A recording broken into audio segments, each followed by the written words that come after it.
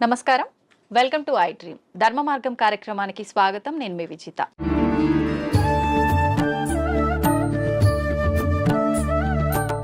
సాధారణంగా మనిషి యొక్క ఆయుష్ అనేది 100 ఏళ్ళు, 100 సంవత్సరాలు అని చెప్పి మనందరం కూడా వాడుక భాషలో మాట్లాడుకుంటూ ఉంటాము. కానీ కొద్ది మంది మాత్రమే 100 ఏళ్లకు పైబడిన వాళ్ళని మనం చూస్తూ ఉంటాము. 100 ఏళ్ళు కూడా లేకుండా 60లు, ఇప్పుడు ప్రస్తుతం మాత్రం 40లోనే వాళ్ళ జీవనాన్ని కొనసాగించలేకపోవటం అయితే ప్రస్తుత పరిస్థితుల్లో మనం చూస్తున్నాము. అసలు ఈ 100 ఏళ్ల ఆయుర్దాయం ఉండాలి అనంటే ఒకప్పటి కాలంలో వాళ్ళు ఎలాంటి ఆరోగ్యానికి సంబంధించిన జాగ్రత్తలు తీసుకునే వాళ్ళో మనకైతే చాలా వరకు అవగాహన లేదు. కానీ ప్రస్తుతం నాతో పాటు ఉన్నారు స్వామీజీ. వారు 109 సంవత్సరాలు వారి జీవనాన్ని కొనసాగిస్తూ ఉన్నారు. చాలా ఆరోగ్యంగా కూడా ఉన్నారు. అసలు ఇది ఎలా సాధ్యపడింది అంటే వారు చేసే ధ్యాన సాధన వల్లే సాధ్యపడిందని అయితే చెప్పొచ్చు. ఇప్పుడు స్వామి వారితో మాట్లాడి ఆ డీటెయిల్స్ అన్ని కూడా మనం క్లియర్ గా తెలుసుకునే ప్రయత్నం అయితే చేద్దాం. నమస్కారం స్వామీజీ. హరి ఓం. స్వామీజీ 109 సంవత్సరాలు అంటే మామూలు విషయం కాదు. నేనైతే ఫస్ట్ టైం చూస్తున్నా. నిజంగా మీకు ధన్యవాదాలు స్వామీజీ. ఇప్పుడు ప్రస్తుతం ఉన్న సమాజంలో రకరకాల ఆరోగ్య సమస్యలు, ఎంత ఆరోగ్యంగా ఉన్న వాళ్ళైనా 40-60కి మించి వాళ్ళ జీవనం కొనసాగించే వాళ్ళ సంఖ్య చాలా తక్కువగా ఉంటుంది. అసలు ఎలా సాధ్యపడుతుంది స్వామీజీ? ధ్యానం చేయడం వల్ల ఆయుర్దాయం అనేది పెరిగే అవకాశం ఉంటుందా? గం గణపతియే నమః, ఐం సరస్వతియే నమః, శ్రీ గురుభ్యో నమః. మా గురుగారైనటువంటి మహంత్ హిమాలయగిరిజీ మహారాజ్ వారి పాదపద్మంలోని మనసులో స్మరించుకొని వీక్షిస్తున్న టీవీ ప్రేక్షకులకు శుభము మంగళము జరగాలని కోరుకుంటూ, మనిషి ఆయురార్థం మనిషి చేతిలోనే ఉంది. బ్రహ్మ ఏదో రాశాడు అంటారు, ఎక్స్పైరీ డేటు, డిస్పాచ్ డేటు అని. అది ఒక విధంగా కరెక్ట్ అయినప్పటికీ దాన్ని మార్చుకోగలిగిన శక్తి కూడా ఆ పరమాత్ముడే యోగము అనే దాని మీద మనకి ఇచ్చాడు. ఒక యోగ సాధన, సిస్టమేటికల్ లైఫ్, ఏ టైంలో ఏం తినాలా, ఎంత తినాలా, ఆ పద్ధతులన్నీ ఉండి ఒక గురువు నేర్పించినాడు. ఆ నేర్పించిన సిస్టమ్ ఈ రోజు వరకు తూచా తప్పకుండా పాటిస్తూ ఉంటే 109 ఏం కర్మ, ఇంకా ఎన్నాళ్ళైనా బతకవచ్చు. మీకు అందరికి బాగా తెలిసి ఉంటుంది, ఒక 2 ఏళ్ల కింద పద్మశ్రీ అవార్డులు ఇచ్చినప్పుడు శివానంద అనే ఒక యోగా మాస్టర్ సరస్వతి ఘాట్ దగ్గర ఉంటాడు కాశీలో. ఈ రోజుకు యోగా నడుపుతున్నాడు ఆయన. ఆ యోగా చేస్తాడు. He is 124 years on the day which he is taking award. తీసుకున్నప్పుడు ఆయనకు 123, ఇప్పుడు 125.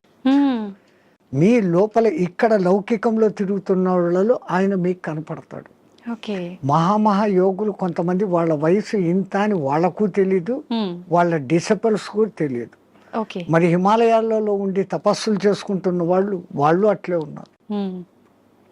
సో ఈ ఏజ్ను, ఈ కట్టెను, ఉపాధిని కాపాడుకునే రహస్యాలు గురువు ద్వారా వస్తాయి. ఆ గురువు చెప్పింది తూచా తప్పక చేసినప్పుడే అది స్టాండర్డ్గా ఉంటాయి. కానీ గురువు చెప్పాడు నేను చేయలేదు అంటే ఏం లేదు. మనకు ప్రాక్టికల్గా కావాల్సినంత ఉంది. వేదాలు, ఉపనిషత్తులు, పురాణాలు ఇన్ని ఉన్నాయి. కానీ ప్రాక్టికల్, థియరాటికల్ 112 ఉంది. ప్రాక్టికల్ ఎవరు చేస్తాడో వాడు ఇట్లా ఉంటాడు. ఓకే, అంటే ఇలా చేసిన వాళ్ళకి ఖచ్చితంగా సాధ్యపడుతుంది. ఎవరైనా బతికేది 120 ఏళ్ళ ఆయురార్థం అనేది పరమాత్ముడు ఇచ్చింది. మనంతకు మనమే ఒక 20 ఏళ్ళు పోగొట్టుకుంటున్నాం. ఎట్లా అంటే పెద్దవాళ్ళ దగ్గరికి పోయి మనం నమస్తే పెడితే ఆయన శతమానం భవతి అంటాడు. 120 ఏళ్ళు భవతి అనడం లేదు.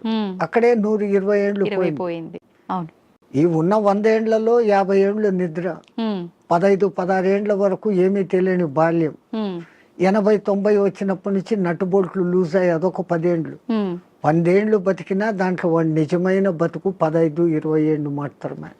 ఎవరికి నచ్చినట్టు మరి దాంట్లో అక్కడికి యాత్రలు, ఇక్కడికి ప్రయాణాలు, ట్రాన్స్పోర్ట్, టీవీలు చూడాలు, సినిమాలకు పోవడాలు, ఆ గంటలంతా తీసేస్తే అది ఒక 5-6 గంటలు.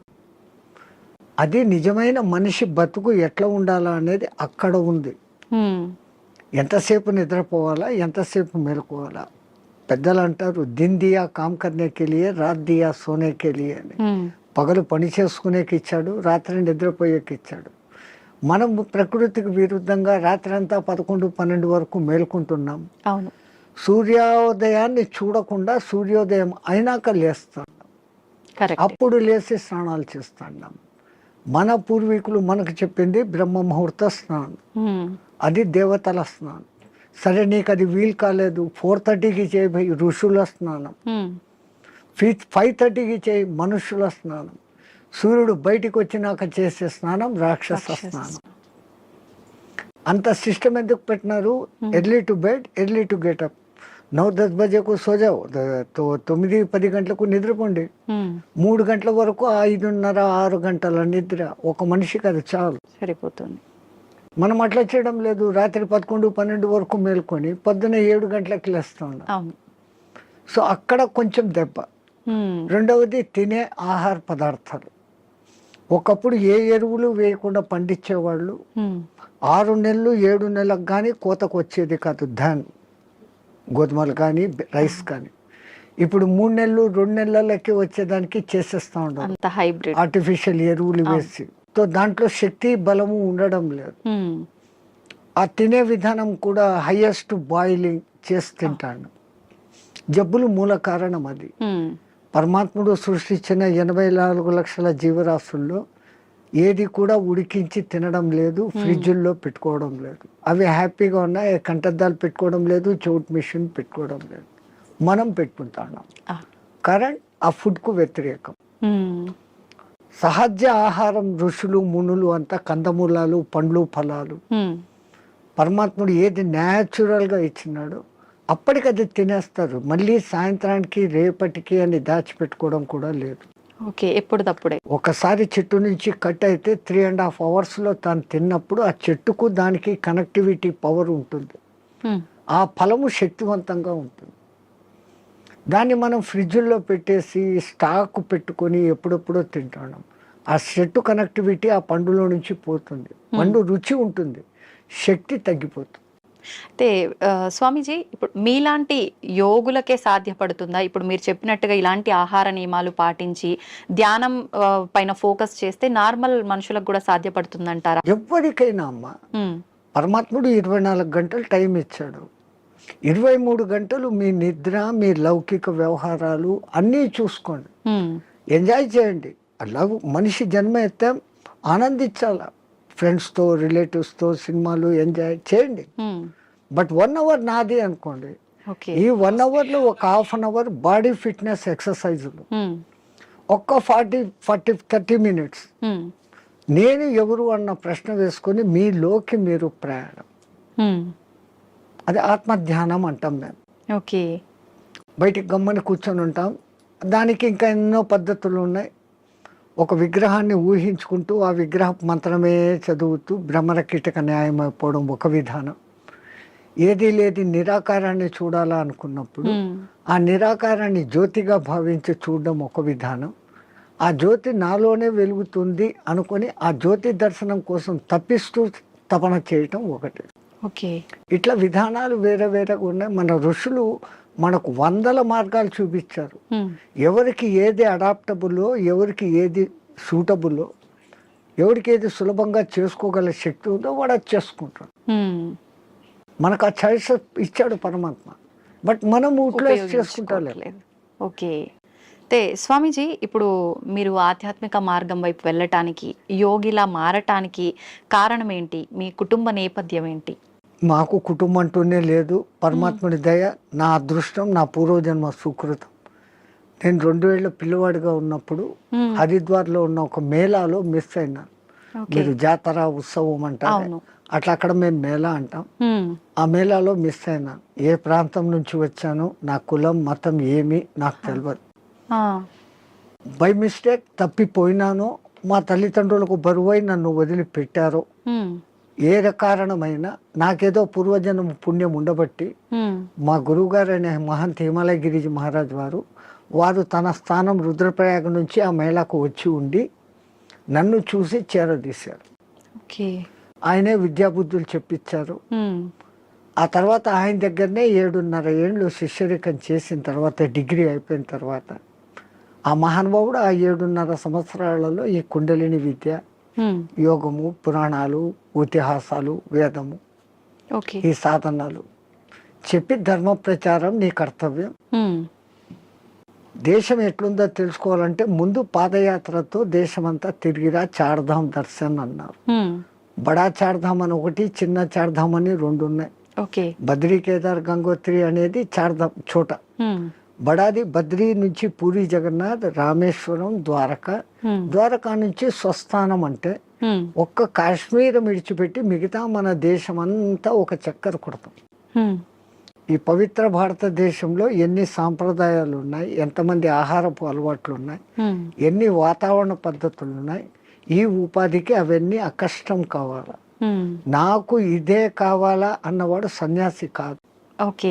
నాకు అన్న మాట వచ్చిందంటే నేను నీ దగ్గర అన్ని వదిలిపెట్టినానన్న మాటకు విరుద్ధం. సర్వం న్యాసం, నీ దగ్గర నేను పెట్టేశాను, నీవు నేను తప్ప ఏమీ లేదు అనేది సన్యాసం.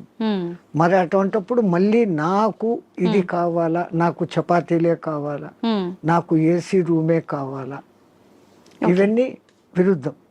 సో ఈ విరుద్ధతకు ముందు ఈ శరీరాన్ని తయారు చేసేదానికి గురువులు ఆ సాధనలు నేర్పిస్తారు. పంచాగ్ని విద్య అని, జల ఉపన్యాసం అని, ఇట్లాంటి కొన్ని ఉంటాయి. అవి నేర్పటం మూలంగా చలి, ఎండావానలకు ఈ శరీరం తట్టుకునే స్థితికి వస్తుంది. అలాగే ఆహారం విషయంలో 11-12 రోజులు తినకుండా కూడా అదే శక్తిగా ఉండే సాధన కొన్ని మంత్రాల మూలంగా ఇన్నర్ శక్తిని పెంచుకునే. మన చుట్టూ ఉన్న శక్తినే మనం దాన్ని పట్టుకోగలగడం. ఆ సాధనలు వాళ్ళు నేర్పిస్తున్నారు, దాన్ని చేసుకుంటూ పోతున్నాం. అట్లా అని తిండి లేకుండా ఉండాలా అని దాన్ని ప్రయోగించకూడదు. అత్యవసర పరిస్థితుల్లో శక్తులు ఉన్నాయని అది దుర్మార్గానికో స్వ అవసరానికో వాడుకోకూడదు. అత్యవసర పరిస్థితి ఇంకోని రక్షణకు, అప్పుడు దాన్ని వాడుకోవచ్చు. మనకు ఆహారం దొరకనప్పుడు అది చేయొచ్చు. అదొక ప్రదర్శనగా చేసినప్పుడు ఆ విద్య వాడి నుంచి పోతుంది. అంటే అది మీకు మీరుగానే చేసుకోవచ్చా స్వామీజీ? వేరే వాళ్ళ పైన కూడా మీరు అలా ఎవరికైనా చేయొచ్చు. ఇప్పుడు చాంద్రాయణ వ్రతము అని ఉంటుంది, అది అందరికీ తెలిసిందే. మొదట ఒక పౌర్ణమి రోజు మగలంతా ఉపవాసం ఉండనిచ్చి చంద్రోదయం అయిన తర్వాత బాగా 15 పిడికిళ్ళ రొట్టె ముక్కలు, దానికి అవసరమైన 2 రకాల సబ్జీ, దాల్, పెరుగు, నెయ్యి, బెల్లము అన్నీ పెడతారు. అసలు సామాన్యంగా ఒక మానవుడు అంత తినలేడు, అంత పెడతారు. ఆ తర్వాత చంద్రకళలు ఎట్లెట్లా తగ్గుతాయో ఒక్కొక్క ముఠి తగ్గిపోతా పిడికెడు తగ్గిపోతా వస్తుంది. అమావాస్యకు ముందు దినం ఒకే పిడికెడు ఉంటుంది, అమావాస్య పొద్దు ఏమీ ఉండదు. ఫస్ట్ 15 days అన్టాలరేటబుల్, మనిషికి అలవాటు కాదు. మళ్ళీ ఒక్కొక్క పిడికెడు పెంచుకుంటూ పౌర్ణమికి మళ్ళీ 16 ముద్దల భోజనం, మళ్ళీ రెడ్యూస్, మళ్ళీ డెవలప్, మళ్ళీ రెడ్యూస్, ఇట్లా చేస్తారు. మొదట్లో మాకు కూడా చాలా బాధ అనిపించి మా గురువుగారితో అడిగాం, ఇట్లా కొంచెం కొంచెం చంపే బదులు ఒకటేసారి చంపేయచ్చు కదా పబ్లిక్. ఆయన అన్నాడు, రే ఈ పాపీ పేట్, ఈ పుట్ట ఇట్లా జానడు ఇట్లా జానడు. ప్రపంచంలో ఎంత పెద్ద గుంతనైనా రోజు 3 పిడికెళ్ళు మన్ను వేస్తే 10 ఏళ్లకో 20 ఏళ్లకో నిండిపోతుంది. ఈ పుట్టకు 4 సార్లు 5 సార్లు వేసినా నిండదు. నువ్వు దీన్ని జయించుకున్నావంటే జితం జిహ్వా జితం సర్వం, నాలుకను నువ్వు జయిస్తే రుచులను తప్పించి ఎంత నీకు అవసరమో అంత నువ్వు తిన్నప్పుడు ఆ పొట్ట మీద నీకు కాబు వస్తుంది. అప్పుడు నువ్వు ప్రపంచంలో ఎవరికి లొంగాల్సిన పనులు. ఈ ఆకలే కదా మనిషిని లొంగదీస్తుంది, అపరాధాలు చేయిస్తుంది, అబద్ధాలు ఆడిస్తుంది. అంటే వాడి కోసం, ఆ పొట్ట కోసం, వాడి మీద ఆధారపడిన పొట్టల కోసం. దీని మీదనే కాబు పొందితే ఏంటే అవసరం లేదు. మేము ఎక్కడో పాదచారులుగా తిరిగేటప్పుడు మాకెప్పుడో పిలిచి భిక్ష పెట్టడు. మళ్ళీ సన్యాసంలో ఇదొక రోజు, ఎవరైనా పిలిచి భోజనం పెడితే తినాలా తప్ప మాకై మేము ఇట్లా అనకూడదు. అడిగితే అది రుణం, వాళ్ళై వాళ్ళు ఇస్తే అది దక్షిణ. ఈ అర్థాలు ఉన్నాయి. రుణపడినాము అంటే ఆ రుణం తీర్చుకునేకి మళ్ళీ ఇంకో జన్మ ఎత్తాల్సిందే. జన్మరాహిత్య స్థితి కోసం సన్యాసం. మరి ఇప్పుడు మళ్ళీ ఈ లంపటంలో ఎందుకు పడాలి? ఎట్లాగో గురువు ఇచ్చిన సాధన ఉంది, ఉండొచ్చు, అప్పుడు వాడుకుంటాం దాన్ని. స్వామీజీ మీరు చెప్పారు కరెక్టే. అలా మేము చేయి చాపి అడిగామంటే అది రుణంలాగా ఉండి మరొక జన్మకి దారి తీస్తుంది. కానీ చాలామంది బాబాల్ని, స్వామీజీల్ని చూస్తున్నాం కదా, వాళ్ళు ఖచ్చితంగా తీసుకుంటుంటారు. వాళ్ళందరినీ దొంగ బాబాలు అలా అనొచ్చంటారా? ఈ ప్రకృతి పరమాత్ముడు సృష్టించిన దాంట్లోనే చెడు మంచి రెండు ఉన్నాయి. చెడు ఉన్నప్పుడే మంచి ఏదో మీరు ఐడెంటిఫై చేయగలుగుతారు. బాగా ఎండలో తిరిగేసి వచ్చారు, మీ ఇంట్లో కూర్చొని ఫ్యాన్ ఆన్ చేశారు, ఆ చల్లగాలి ఆహా అంటున్నారు. ఈ ఆహా అని మీకు ఎప్పుడు అనిపించింది? ఆ ఎండ అనుభవించినాక, ఆ బాధ అనుభవించినాక. అది లేకపోతే మీరు జీవితాంతం ఫ్యాన్ కిందనే ఉన్నప్పుడు ఈ ఫ్యాన్ నాకు సుఖం ఇస్తుంది అన్న గుర్తింపు మీకు రాదు. కరెక్ట్. సో సుఖాన్ని మీరే గుర్తింపు చేసుకుంటున్నారు. ఎండలో తిరిగి ఉస్సు బస్సు నాకు నీళ్లు తప్పికెత్తంది మంట అనే ఫీలింగ్ వచ్చినప్పుడు కష్టాన్ని మీరే ఫీల్ అవుతారు. ఓ అది కష్టము, ఇది మంచిది, బాగుంది అనే కంపారిజన్ వస్తాను. అట్లా లోకంలో వేరే రకాలు ఉంటారు. ఇంకోళ్ళను మనం విమర్శన దృష్టిలో మేము చూడం. అతను దృష్టిపథం ఎట్లాడుతూ కొంతమంది ఉంటారు, మీ కర్మను తొలగించాలంటే మీ దగ్గర నుంచి ఏదో ఒకటి తీసుకున్నప్పుడు మీ తీసుకోవడం బాహ్యంగా ఉన్నా దాని వెనకల మీ కర్మను లాగలిగిన గొప్ప వాళ్ళు ఉంటే ఆ పని చేస్తారు. ఇంకా కేవలం బతుకు తెరువు కోసం ఈ బట్టలు వేసుకొని తింటున్నాం చేస్తున్నాం అనే వాళ్ళు ఉన్నారు లోకం. కానీ నే మట్టుకు నా వరకు అసలు నేను అందరికీ చెప్పేసలా, ఇంకోటి నువ్వు విమర్శించకు, కంపేర్ చేసుకోకు. నీ కర్తవ్యం నువ్వు చేసుకుంటావు, నీ గురువు నీకేం చెప్పాడో అది చేసుకుంటావు. కంపారిజన్లోకి పోతే ప్రపంచమంతా ఇంకా సమస్యలే. స్వామీజీ, క్రియాకుండలి అంటుంటారు, ఇది ఒక విద్యనా? ఇది నేర్చుకోవటం వల్ల ఎటువంటి మార్పులు గమనించవచ్చు అంటారు? యోగం అంటేనే కలయిక. విడిపోయాం పరమాత్మ నుంచి, మళ్ళీ పరమాత్మతో కలవాలా అనుకోవడమే యోగం. ఆ ఒక్క యోగ సాధనకు మన పూర్వీకులు అనేకంగా క్రియాయోగం అని, కర్మయోగం అని, భక్తి యోగం అని, జ్ఞానయోగం అని, కుండలిని యోగం అని, హఠయోగం అని, క్రియాయోగం అని, నాదయోగం అని, స్వరయోగం అని. స్వరయోగం అంటే ముక్కుల ద్వారా గాలి ఎటు పోతుంది ఎటు వస్తుంది అని ఇన్ని రకాలు ఉన్నాయి. అది కూడా మనకి ఇవ్వబడిన చాయిసెస్. నీకు దేంట్లో నిష్ణాతత వరకు పోగలుగుతావు. ఇప్పుడు స్టడీస్లో తీసుకుంటే బిఏ అయినాక ఎంఏ, ఎంఏ అయినాక ఎంఫిల్, అంతతో నువ్వు దాంట్లో పర్ఫెక్ట్.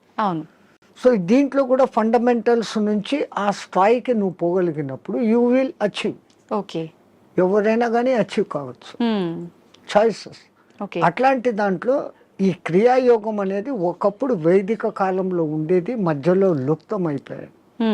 ఆ లుప్తమైపోయిన దానికి మనుషులకు తిరిగి అందించాలని దాని మూల పురుషుడైన మహావతార్ బాబా ఒక మహానుభావుడిని ఎన్నుకొని అతని మాధ్యమంగా చేసుకొని కొన్ని వేల గ్యాప్ మధ్యలో తర్వాత మళ్ళీ ఆయన ద్వారా ప్రచారంలోకి తీసుకొని వచ్చారు.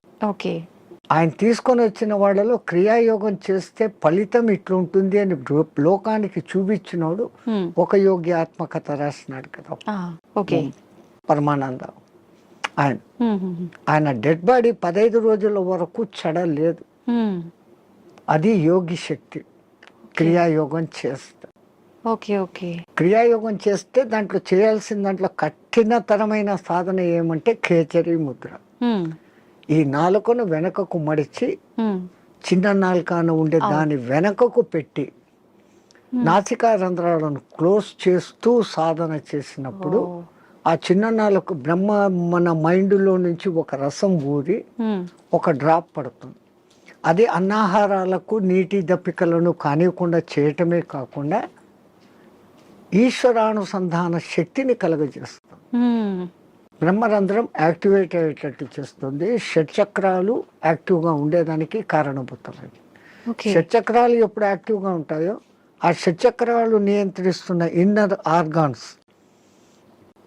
అన్ని యాక్టివేట్. దేహం ఆరోగ్యంగా ఉంటుంది, మనసు ఆరోగ్యంగా ఉంటుంది, ఆత్మ ఆనంద స్థితిలో ఉంటుంది. ఈ సాధన చేయడానికి ఎంత కాలం పడుతుంది స్వామీజీ? చాలా కష్టంతో కూడుకున్నదే కదా. దాన్ని బలవంతంగా ఆ నాలుకను సాగదీస్తూ వెనకున్న నరాన్ని కట్ చేసి లోపలికి తోసుకుంటూ తిప్పలు పడేదానికే 3-4 ఏళ్ళు అవుతుంది. అది బలవంతంగా చేసింది. పూర్వజన్మ సుకృతం ఉన్నప్పుడు, ఆ గురు కటాక్షం ఉన్నప్పుడు అది సహజంగా వెనక్కి వెళ్ళిపోతుంది. ఉమ్, అది ఎవరికి ప్రాప్తతో వాళ్ళకే. ప్రతి ఒక్కటి ఎవడు చేయాలంటే మనమంతా ధీరుబాని అంబాయిలు కాలేమే. ఉమ్, మన దేశంలోనే పుట్టాడు ఆయన, మన ఎదురుగానే పెరిగాడు, ఈ పొద్దు కోట్ల ఆస్తి. ఉమ్, మనం లేదు. అవును. సో ఎవరికి ఏది ఏది ఉందో అదే అది. కానీ సాధన సిస్టమేటికల్గా చేస్తే ఎవరైనా అద్భుతమైన క్రియాయోగి కాగలరు. ఓకే. ఇప్పుడు మీరు కూడా ఈ విద్యను నేర్చుకున్నారు కదా స్వామీజీ, మీకు ఎంత కాలం మాకు పట్టింది? నేర్పించింది మా గురువు గారు కుండలిని విద్య. కుండలిని విద్య. ఓకే. అదే నేను చెప్పాను ఇప్పుడు ఇన్ని అవునవును. యోగాలు ఉన్నాయని. ఉమ్, ఉమ్. దాంట్లో మా లైన్ కుండలిని యోగ సాధన. మీరు మీ గురువుగారి దగ్గర నేర్చుకున్నారు, మళ్ళీ మీరు మీకు శిష్యులు వాళ్ళకి సాధన నేర్పించడం ఇలాంటివి చేస్తుంటారా స్వామీజీ? ఎందుకంటే మొట్టమొదట నేను గురువు అనిపించుకోవడం నాకు ఇష్టం లేదు. ఓకే. ఎందుకని? అందరూ గురువులే. ఆ, పత్రిజీ అంటారు, ఆ, you are masters, I'm also master. You are gods, I'm also god అంటారు. ఆ, సో అందరిలో అదే ఉన్నప్పుడు నేను ఏదో నేర్పిస్తాను అనే అహంకారం కాదు. నాకైతే తపన ఉంది, ఉమ్, నేను బాగున్నాను, నాలాగా మీరు ఉండండి. ఉమ్, కానీ ఆ చేసే ప్రాసెస్ అందరూ అట్లా చేయలేరు. ఆ క్రియలు ఉంటాయి, ఉమ్, క్రియల తర్వాత 3 బంధాలు అనేటివి ఉంటాయి, ఉమ్, పూరక కుంభక రేచకాలు అనేది ఉంటాయి. ఇవన్నీ చెప్తున్నప్పుడు బాగా వింటారు, ఉమ్, ప్రాక్టికల్ అది ఉండదు.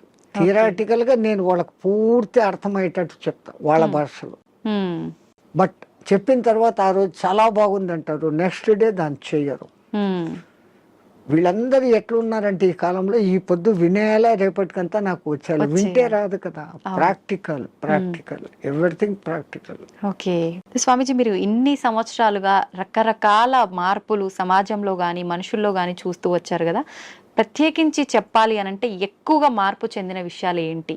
స్వాతంత్రం రాకముందే చాలా బాగుండిందమ్మ దేశం. ఉమ్, ఇంతింత క్రూరత అనేది అప్పట్లేదు. హా, అప్పుడు వాళ్ళ పోలీసింగ్ చాలా తక్కువ అయినా ఉమ్, బ్రిటిష్ వాళ్ళు పద్ధతిగా ఉన్నారు. కానీ వాళ్ళది వాళ్ళు ప్రచారం చేసుకునేకి మన గురుకుల వ్యవస్థను ధ్వంసం చేసి ఉమ్, ఈ ఇంగ్లీష్ ఏబిసి కాన్వెంట్లు పెట్టారు. అవును. సో వాళ్ళ ప్లాన్ మన సంస్కృతిని ధ్వంసం చేస్తే మనం పోతాము. కానీ మన సనాతన ధర్మ సంస్కృతి అజరామరం, ఎవడు దాన్ని ఏమీ చేయలేదు. ఉమ్, 1000 ఏళ్ళు ప్రయత్నం చేశాడు, ముస్లిమ్స్ కాలేదు. అవును. 400-500 చేసిన ఈ బ్రిటిష్ వాళ్ళ చేత కాలేదు. ఉమ్, ఈ పొద్దుకు అది అజారామరంగా ఉంది. ఎందుకంటే మనది గురు శిష్య పరంపర, ఉమ్, అది ఎక్కడా పోదు. ఓకే. ఇప్పటికీ కేరళలోను ఉమ్, కాశ్మీర్లోను ఉన్న బ్రాహ్మిన్స్, నంబుద్ధిడి బ్రాహ్మణ్స్ అని ఉంటారు. ఉమ్, వాళ్ళ వేద పఠన విధానం, ఉమ్, వాళ్ళు వేదాన్ని కాపాడుకుంటూ వస్తున్నారు. ఓకే. పుస్తక రూపంలో వీడు కాల్చేశాడు. అవును, మస్తకాన్ని ఎక్కడ కాలుస్తావు? అవును, ఏం చేయలేదు. మస్తకంలో పెట్టుకుని తరతరాలు అందిస్తున్నారు. కాబట్టి మన దేశం ఈ రోజుకు అలాగనే ఉంది, భవిష్యత్తులోనూ అలాగనే ఉంది. ఓకే. ఒకప్పటి రోజుల్లో చూస్తే ఆడవాళ్ళకి చాలా ప్రత్యేకత, గౌరవం ఉండేది. ప్రస్తుత సమాజంలో అది అసలు కనుమరుగైపోయిందనే చెప్పాలి. మనుశాస్త్రంలో నా స్త్రీ స్వాతంత్రం రహస్య అన్నాడు అని దాన్ని ఏదో తప్పుగా లోకం చెప్తా ఉంది. ఉమ్, ఆయన ఆ మాట అన్న తర్వాత దాని వెనకాల ఎంత ఎక్స్ప్లెనేషన్ ఇచ్చాడో అది చదవరు. ఒక అమ్మాయిని తండ్రి, అన్నదమ్ములు ఉమ్, అపురూపంగా రక్షకులుగా ఉండాలి. పెద్దదై పెళ్లి చేసిన తర్వాత భర్త రక్షకుడుగా ఉండాలి. ఉమ్, తనకు వయసు పెద్దదైనప్పుడు సంతానము తల్లిని అపురూపంగా చూసుకోవాలి అని ఆయన చెప్తూ, ఉమ్, ఇంతమంది ప్రొటెక్షన్లో ఉండే ఆమెకు వేరేగా స్వాతంత్రం అవసరం లేదు అన్న మాట అంటే ఉమ్, దాన్ని మనం మిస్అండర్స్టాండ్ చేసుకొని స్త్రీలకు స్వాతంత్రం లేకుండా చేశారు, మీ సంస్కృతి వెస్ట్, మేము చూడు ఎంత ఫ్రీనెస్గా ఉన్నాము అని. ఫ్రీనెస్గా ఉండి 3 రోజులకు ఒకసారి విడాకులు తీసుకుంటున్నారు. ఉమ్, మన సనాతన ధర్మంలో విడాకులు అన్న వ్యవస్థ లేదు. అవును. ఒక్కసారి పెళ్లి చేసుకుంటే జీవితాంతం వాళ్ళిద్దరూ కలిసిమెలిసి ఉండాలా అన్నంత వ్యవస్థ పెట్టారు.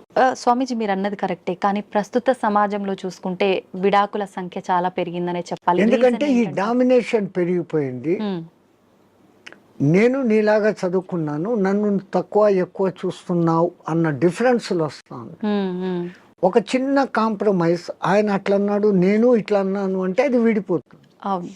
ఎవరో ఒకరు తగ్గడము ఎక్కడము చేసుకుంటూ పోయినప్పుడు ఆ బంధం మొదట్లో కొంచెం కొట్లాటలు జరిగినా జీవితాంతం సాగుతుంది. ఉమ్, ఈ మధ్య ఏమైపోయింది, చిన్న చిన్న విషయాలకు కూడా ఆ ఫారినర్స్ లాగానే ఈ రోజు పెళ్లి 3 నెలలకే డైవర్స్. అవును. అభిప్రాయ భేదాలు, లవర్స్ పెళ్లి చేసుకున్న వాళ్ళు కూడా విడిపోతారు. వీళ్ళు ఒకళ్ళనొకళ్ళు ముందు అర్థం చేసుకోవడం, ముందు అర్థం చేసుకొని ఈమెది తన ఇంట్లో తాను రాణిలాగా పెరిగింది, ఇప్పుడు వాళ్ళందరినీ వదిలి మా ఇంటికి వచ్చింది, నా పేరు నిలబెడుతుంది నా కుటుంబంలోకి వచ్చి అని ఆమెను అంత గౌరవంగా ఈయన చూసుకున్నప్పుడు, ఇప్పుడు మా అమ్మా నాన్నలు మా అత్త మామలే, నా మొగుడే నాకు దేవుడు అన్నట్లు ఈమె చూసుకున్నప్పుడు లోకంలో ఈ డిఫరెన్సెస్ రావు.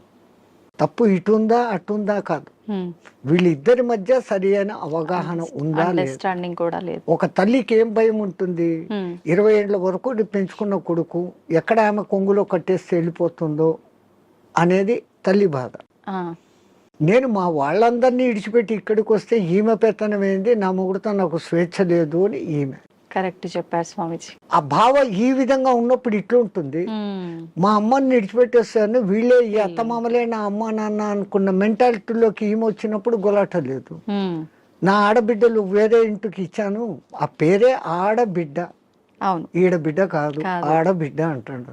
నా బిడ్డలు నాడిచ్చాను, అట్లాగనే కదా నాకు వచ్చింది, ఈ కొడలు ఇప్పుడు నా కూతురు అనుకుని చూసుకుంటూ వీళ్ళు ఉన్నప్పుడు ఎక్కడ కొట్లాట్లు, ఎక్కడ తేడాలు. అట్లా ఉన్న కుటుంబాలు కూడా ఉన్నాయి, ఎన్నో నేను చూశాను. చాలా మంది ఇండ్లకు నేను భిక్ష పోయినప్పుడు అమ్మ అమ్మ అని తిరుగుతుంటే ఆ అమ్మాయిని నేను వాళ్ళ కూతురు అనుకున్నాను, వచ్చినోడు వాళ్ళ అల్లుడు అనుకున్నాను, చూస్తే వీళ్ళ కొడుకు ఆమె కోడలు, అంత అన్యోన్యంగా ఉన్నా, ఎంత హ్యాపీ ఫీల్ అవుతా. అవును, అది ఎక్కడో ఒక్క కుటుంబంలో అత్తాకోడన్ల గలాటాలు, డామినేషన్లు. అవును, ప్రపంచమంతా అట్లా లేదు, మన భారతదేశం అట్లా లేదు. ఎందుకంటే మనం పెంచిన పెంపుదల పిల్లల్లో ఆ ప్రవర్తన అట్లే ఉంది, మన సనాతన ధర్మం. అది చెప్పకపోవడంతో ఈ మధ్య ఈ డిఫరెన్స్.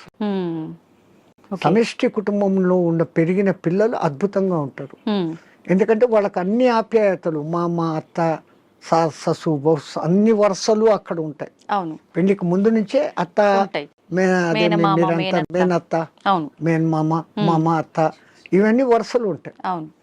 సో ఆ అఫెక్షన్ లో పెరిగిన వాడు ఎప్పుడు లవ్ డిస్ట్రిబ్యూట్ చేయాలని చూస్తాడే తప్ప ఈ ఇన్కన్వీనియన్స్ ఫీల్ కాడు, ఇన్సెక్యూరిటీ ఫీల్ కాడు. ఇప్పుడు సమాజం ఎట్లా ఉంది, పెళ్లి పొద్దు చేసుకుంటారు, వేరే కాపురం అంటారు. ఆ పుట్టిన పిల్లలను వీళ్ళిద్దరు ఉద్యోగాలకు వెళ్ళిపోతారు, ఆయానో లేకుండా అంటే ఇంకెక్కడో పెంచుతాడు. వాడు అఫెక్షన్ లేకుండా పెరగటంతో మనిషిలో క్రూయాలిటీ పెరుగుతా. ఇప్పుడు జరిగే ఈ అరాచకాలన్నిటికీ కారణం ఇదే అంటారా? నేను అదే, వాడు ఇన్సెక్యూరిటీగా పెరిగాడు, అవును అవును, దురలవాట్లకు ఈజీగా పడిపోతాడు, డామినేషన్ వస్తుంది. అవును, ఇవన్నీ కారణం వానికి లవ్ అండ్ అఫెక్షన్ దొరకపోవడం. అసలు తల్లి మామూలుగా ప్రేమగా పాలు ఇవ్వడం లేదు. 6 నెలలు 1 సంవత్సరం ఆ తల్లి వెచ్చదనం అనుభవిస్తూ ఆ పాలు ఆ ముఖాన్ని చూస్తూ చేసిన వాడిలో ఉండే అఫెక్షన్, ఆ తల్లి నాన్న కన్నా అంట మాట్లాడిస్తూ ఉండే ఆ అఫెక్షన్ వాడి భవిష్యత్తులో ఇంకొన్ని హింసించాలా తిట్టాలనే భావన రాదు. అన్నింటికీ మూల కారణం ముందు తల్లి. ఆ బిడ్డను తల్లి అట్లా పెంచితే అన్ని అట్లే ఉంటాయి. ఒక జిజియాబాయి శివాజీని తయారు చేసింది ఎంత అద్భుతంగా, ఒక రామకృష్ణ పరమహంస, ఎవరికైనా వీళ్ళ వెనకాల ఒక తల్లి ఉంది. ఆ తల్లి డైవర్షన్ ఇంత అద్భుతంగా. స్వామిజీ, ఇందాక మీరు అన్నారు బ్రాహ్మీ ముహూర్తంలో ఎవరు పాటించట్లేరు పాటించాల్సినవి అని చెప్పి. నిజంగా మన సనాతన ధర్మమే చాలా గొప్పది, అందులో బ్రాహ్మీ ముహూర్తం గురించి చాలా గొప్పగా చెప్పారు మీలాంటి పెద్దవాళ్ళు కూడా. ఎందుకు అంత గొప్పతనం బ్రాహ్మీ ముహూర్తానికి? ఫస్ట్ లేచినాక మలమూత్ర విసర్జన చేసేయాలి 3:30-4 o'clock. ఓకే, 15-20 minutes ఆ పని. వీళ్ళాక శుభ్రంగా స్నానం చేయాలి. భాష్యంగా మనం ఎంత శుద్ధం చేసుకున్నా 1 గ్రాము ఇక్కడ, 1 గ్రాము ఇక్కడ, 1 గ్రాము ఇక్కడ, 10 గ్రాములు మైనస్ ఉంటుంది. బట్ బాహ్య శుద్ధి, నేను స్నానం చేసినప్పుడు అంతర్శుద్ధి కూడా ఆటోమేటిక్ గా కలుగుతుంది. Now I am cure, I am pure అన్న భావన ఇక్కడ వచ్చినప్పుడు ఆ భావన ఇన్నర్ కు కూడా తగులుతుంది. ఆ బ్రహ్మముహూర్త టైంలో మీకు సౌండ్స్ ఎక్కడ ఉండవు, ప్రశాంతంగా ఉంటుంది. ఇంకా పక్షులు లేచి కిలకిలా రావాలకు కూడా చేయవు. ప్రకృతి అంతా ప్రశాంతమైన తపస్థితిలో ఉన్న స్థితిలో ఉంటుంది. ఆ వైబ్రేషన్స్ హిమాలయాలలో జపాలు తపాలు చేసుకుంటున్న వాళ్ళ వైబ్రేషన్స్ అంతా ఆ గాలిలో కలిసి ఉంటాయి. ఓకే. దాంతో మనం కూడా కూర్చొని ప్యూరిఫై అయ్యి ఏదో ఒక సాధన గురువు చెప్పింది ఇదంతా ఏది లేదు. పత్రి చెప్పినట్లు శ్వాస మీద ధ్యాస, సంథింగ్ ఏది ఆలోచన లేకుండా కూర్చుంటే ఒక మనిషి ఒక దినంలో ఇప్పుడున్న పరిస్థితుల్లో ఇది అది అంటూ 60,000 ఆలోచనలు చేస్తాడు. సముద్రంలో అలలన్నా ఏ పొద్దున్నా అలసిపోయి గమ్మనైతాయేమో కానీ ఈ మనోతరంగాలు అలవడం లేదు. Okay. One after one. Even మీరు నిద్రపోయినా నిద్రలో 5 గంటల సేపు మనసే పనిచేసి కలలు చూపిస్తుంది. అవును. ఆ 1 గంట సౌండ్ స్లీప్. అది మన నిజమైన తత్వం. అక్కడ మనం ఆత్మతత్వంలో ఉన్నాం. బట్ ఆత్మతత్వంలో ఉన్న మన సంగతి మనకు అప్పుడు తెలీదు. లేచిన తర్వాత I had a sound sleep అంటాను. సో ఈ సాధన ఉపాసనలు మన పెద్దవాళ్ళు నువ్వు మేలుకొని సుషుప్తి స్థితిలోకి పో అనేదానికి ఈ సాధనలు వ్యవహారాలు. ఓకే. అయితే ఇప్పుడు సాధనలు ఇవన్నీ చేయలేని వాళ్ళు, నార్మల్ వాళ్ళు ఇప్పుడు బ్రహ్మీ ముహూర్తంలో ఇలాంటి పనులు చేయాలి, అలాంటి పనులు చేయాలి, అసలు కరెక్ట్ బ్రాహ్మీ ముహూర్తం అంటే ఏ సమయం నుంచి ఏ సమయం వరకు? అదే చెప్పాను కదా, 3 to 3:45 దేవతల టైం. ఓకే. 3:45 to 4:45 ఋషుల టైం. 4:45 to 5:45 మానవుల టైం. ఓకే. ఆఫ్టర్ దట్ రాక్షసుల టైం అన్నట్టు.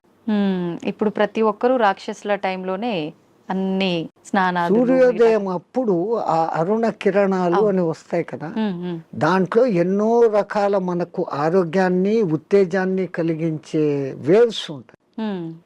అల్ట్రావైలెట్, ఇన్ఫ్రారెడ్, ఎలక్ట్రోమాగ్నెటిక్, దానికి ఏమో ఇప్పుడు ఈ పేర్లన్నీ పెట్టారు. అప్పుడు సూర్యుని 7 వర్ణాలకు కలుపుకొని దాంట్లో తెలుపులో 7 వర్ణాలు ఉన్నాయని మన వాళ్ళు గుర్తించి చేస్తాడు ఆ సాధన, వర్ణ సాధన. ఇప్పుడు అదే కలర్ థెరపీ అని మళ్ళీ బయటకు వచ్చింది.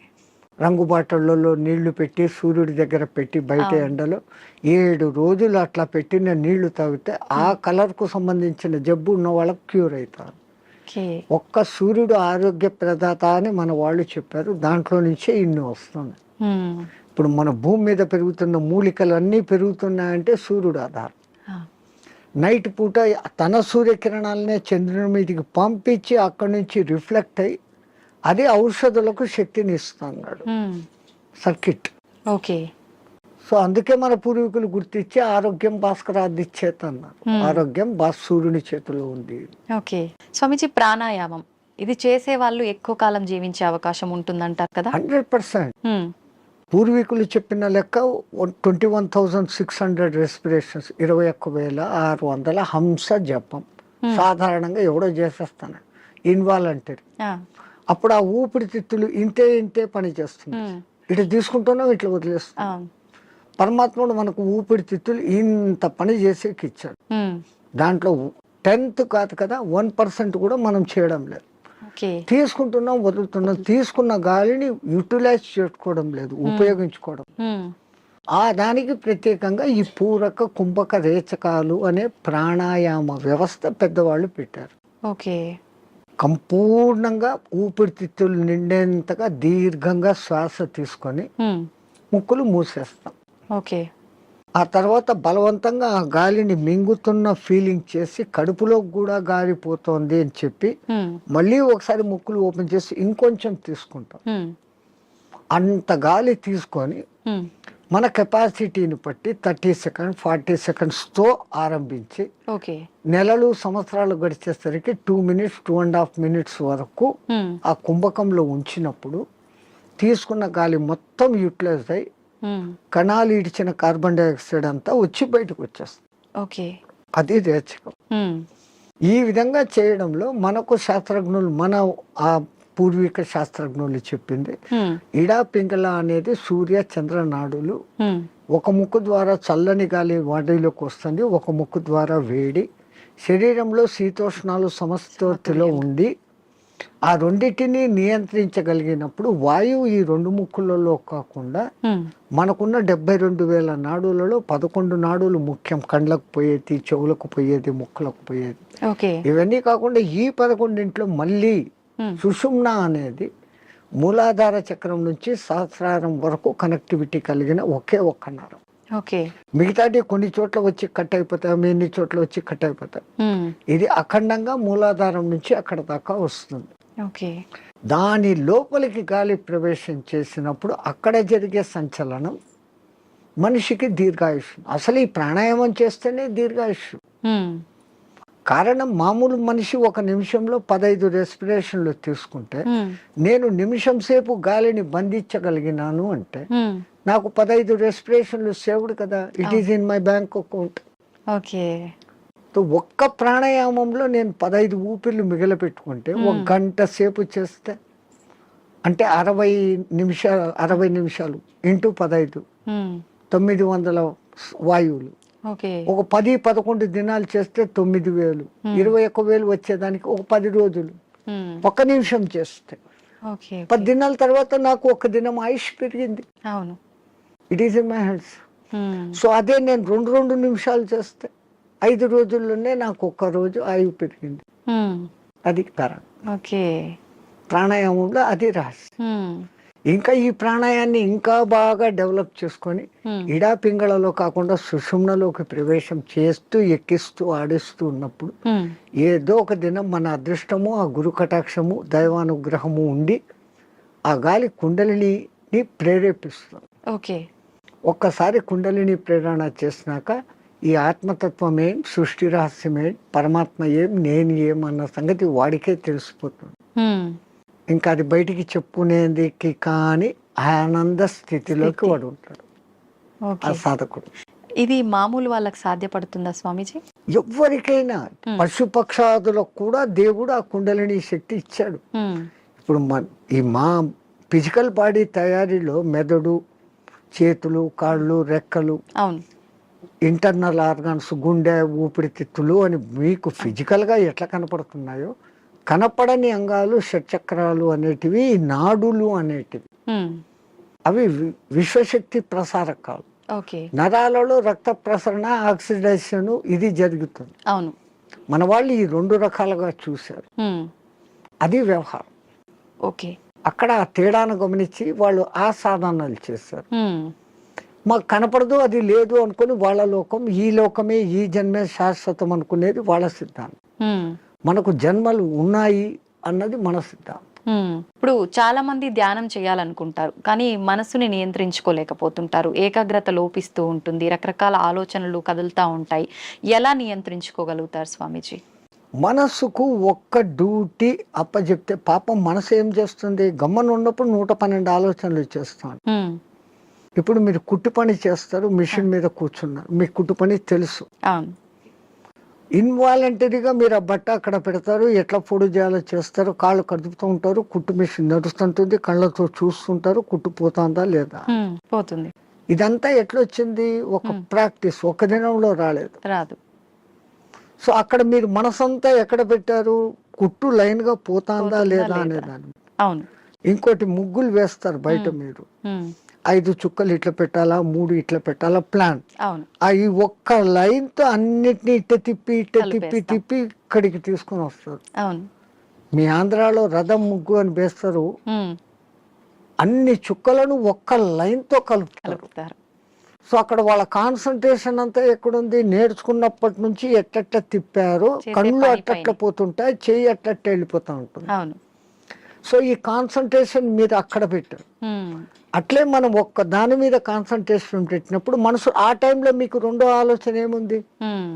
ముగ్గు వేస్తున్నప్పుడు మా మామ అట్లా అన్నాడు, మా కొడుకు ఇక్కడ పోయినాడు, ఇవన్నీ ఆ టైంలో లేదు. టిఫిన్ చేయాలా, అది ఏం నథింగ్. సో అక్కడ ఐడియల్ అయిపోయింది.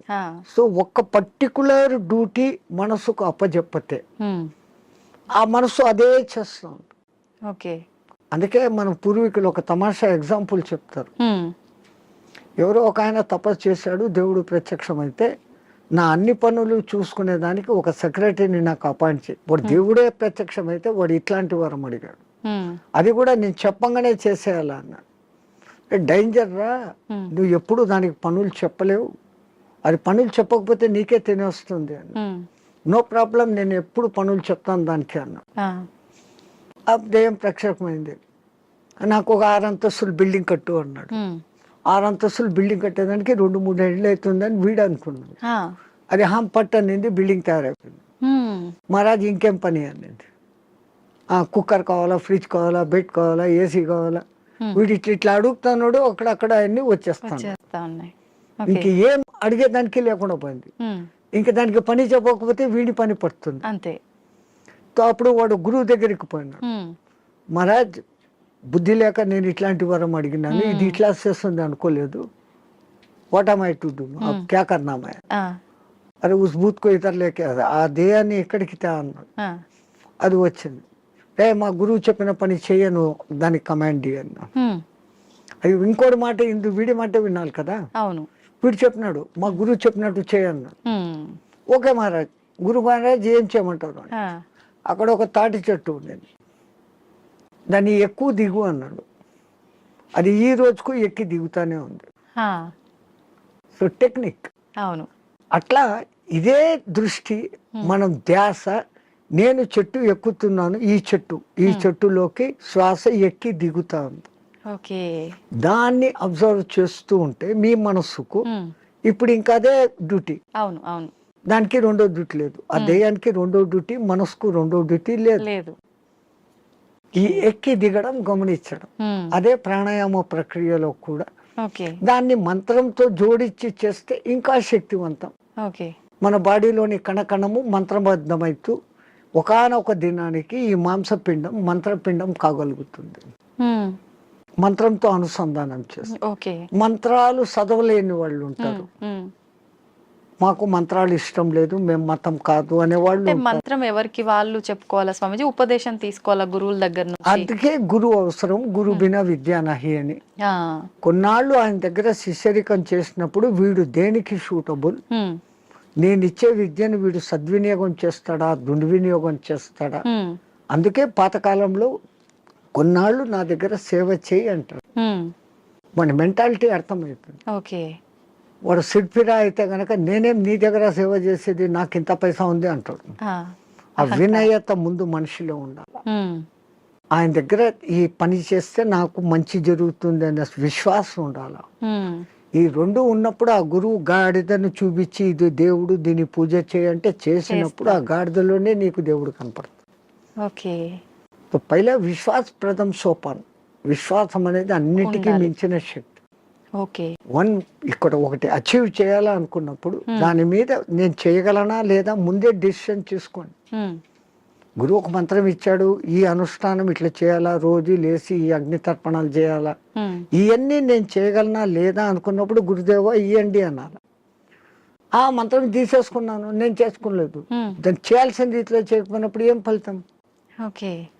సైకిల్ మోటార్ మీ దగ్గర ఉంది, దానికి పెట్రోల్ పోసేది పని ఉంది కదా. పెట్రోల్ పోకుండా నేను కొనుక్కున్నాను 1,00,000 పెట్టి పోవాలా, ఇది అంటే ఎట్లా పోతుంది? పెట్రోల్ పోయాలా, అప్పుడప్పుడు దానికి ఏదో ఆయిల్ పోయాలా, మైనర్ రిపేర్స్ చూసుకోవాలా, అప్పుడు ఆ బండి పోతుంది. లైక్ దిస్ సేమ్ ఒక సిస్టమ్ ప్రాసెస్ అని గురువు చెప్పినప్పుడు ఆ ప్రాసెస్ అంతా చేస్తున్నప్పుడు అది మిమ్మల్ని ఉద్ధరిస్తుంది. స్వామిజీ, హిమాలయాలు అనగానే మనకు అక్కడ ఇలా కొన్ని ఏళ్ల పాటు ధ్యానం చేసే వాళ్ళు ఉంటారని చెప్పి వింటుంటాం. నిజంగా అలాంటి వాళ్ళు ఇప్పటికీ ఉన్నారంటారా? 100%. ఎంతో మంది. ఆ హిమాలయాలు అనే దానికి ముందు మా అనే అక్షరం పెట్టుకొని చదవండి. మహిమ ఆలయాలు. మన దేశం మొత్తంలో చాలా కొద్ది ఆలయాలు ఉన్నాయి. ఆ లయాలు అంటే అందులో లయం. హిమ ఆలయం అంటే హిమములో లయం కావడం. హిమం అంటే ఏంటి? మంచు. నీటికున్న 3-4 లక్షణాలలో ద్రవస్థితి, ఘనస్థితి, ఆవిరి స్థితి, దాని తర్వాత ప్లాస్మా స్థితి. ఇది ఏది కానిది మంచు స్థితి. అది అట్లా నీళ్లు కాదు, ఇట్లా ఘనాకార ఐస్ కాదు. మంచును బాగా ప్రెస్ చేస్తే అప్పుడు మీకు ఐస్ అవుతుంది. ఇది మధ్యస్థ స్థితి. మంచు అంటాం, హిమము అంటాం. నిజంగా దానికి మహిమం. ఓకే. మహిమ కలిగిన పదార్థం. హ్మ్. అది అక్కడంతా వ్యాపించి ఉంటుంది. హ్మ్. ఆ మంచి చల్లని వాతావరణము, కొన్ని రకాల ఔషధి మొక్కల నుంచి వచ్చే గాలి, హ్మ్. మన పూర్వీకులు తపస్సు చేసిన వాళ్ళ యొక్క వైబ్రేషన్స్, ఓకే. దేవతలు కూడా అక్కడ తపస్సు చేశారు, గొప్ప గొప్ప ఋషులు తపస్సు చేశారు, హ్మ్. ఇప్పుడు చేస్తున్న వాళ్ళు ఉన్నారు. వాళ్ళ యొక్క వైబ్రేషన్స్ ఆ ఏరియాలో ఉంటాయి కాబట్టి హ్మ్. మనం తొందరగా దానికి అకష్టమవుతాం. హ్మ్. అందుకని అవి ఎప్పటికీ హిమ ఆలయాలు అందులో లయం అయ్యేదానికి చూపిస్తూ ఉండే మార్గాలు. అయితే స్వామీజీ వాళ్ళు అలా కొన్ని ఏళ్ల పాటు ధ్యానంలో ఉన్నప్పుడు ఆకలి దప్పికలు నిద్ర ఏమీ ఉండవు, అలా ధ్యానంలోనే ఉండిపోతారంటారు కదా. అలా ఉండడానికి అంటే వీళ్ళు ఎన్ని ఏళ్ల పాటు వాళ్ళు సాధనమ్మ. ఏది ఇప్పుడు నేను చెప్పాను, ఏది సాధించాలన్నా సాధన. మీ తెలుగులో సింపుల్ పద్యం, సాధనతో పనులు సమకూరు ధరలోన విశ్వదాభిరామ వినరు. సాధన దేనికి కూడా, ఏది చేస్తే కూడా సాధన. స్వామిజీ, మన సనాతన ధర్మంలో ఓంకారానికి చాలా ప్రత్యేకత ఉంది. అది ఓంకారం కాదు, ఔంకారం. మీరు మనం పలకడమే దాన్ని తప్పు పలుకుతున్నాం. మనం మాట్లాడుతున్న ప్రతి మాటల్లో ఎక్కడో ఒక చోట అకారము, ఉకారము, మకారము ఉంటాయి. ఓకే. అకార ఉకార మకార అర్ధమాత్ర ఇది ఓంకార. అర్ధమాత్ర మకారం అన్నాడు, ప్లస్ ఆ. ఓకే. అర్ధమాత్ర అంటే ఔం అని ఉచ్చరించినప్పుడు అకారము ఉకారము రెండు పలకబడి ఓంకారం దీర్ఘమవుతుంది. ఓకే. అకారం అన్నప్పుడు మీ స్థూల శరీరం, ఉకారం అన్నప్పుడు సూక్ష్మ శరీరం, ఓంకారం అన్నప్పుడు కారణ శరీరం. ఓకే. ఇంకో విధంగా చెప్పాలంటే అకారం అన్నప్పుడు జాగృత్ అవస్థ, ఉకారం అన్నప్పుడు నిద్రావస్థ, ఓంకారం అన్నప్పుడు సుషుప్తి అవస్థ. సుషుప్తిలో మనం ఆత్మస్థితిలో ఉన్నాం.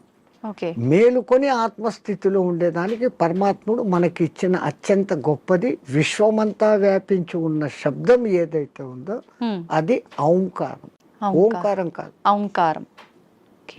అయితే మనం ఇప్పుడు మీరు చెప్పినట్టుగా చూస్తే ఎవ్వరం కూడా కరెక్ట్గా దాన్ని పలకట్లేదనే చెప్పాలి, సాధన చేయట్లేదనే చెప్పాలి.